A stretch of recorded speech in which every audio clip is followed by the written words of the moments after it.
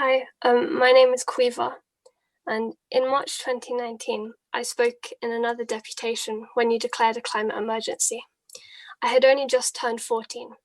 I'm now nearly 16, and it feels like very little, if anything, has actually changed.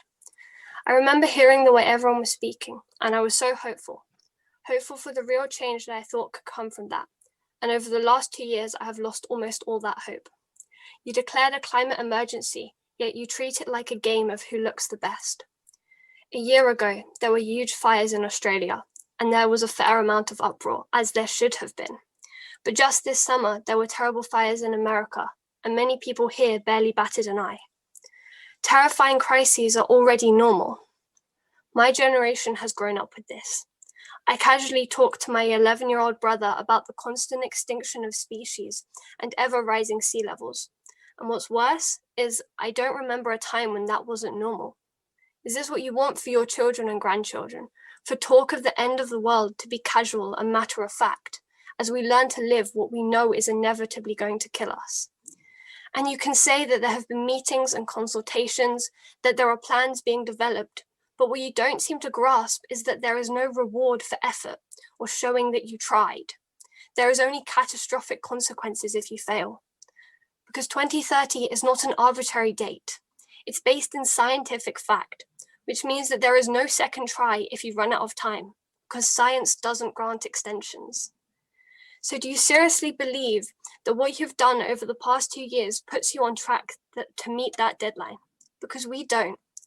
You're trying to fit your climate strategy in a gap between ones that you already have, when what you need is a climate strategy which dictates every other policy you make. You can't settle for promising future amendments to fundamentally flawed plans. This is an emergency and it must be addressed in all areas, not just where it's easy. And you can argue over what flowers to put in parklets, but what's the point when you can't see the wood for the burning trees? You need to commit to clear and detailed plans that are going to make real change. And you can't create these by yourself either, or by saying that there were 5 people on a committee.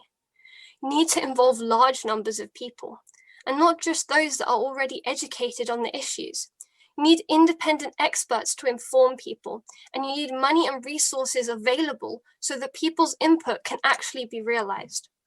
And we understand that all of these requests are not easy, but they are all necessary. Over the past year, we have faced the COVID-19 pandemic, and what this has shown me is that people are willing to make huge sacrifices for the benefit of everyone.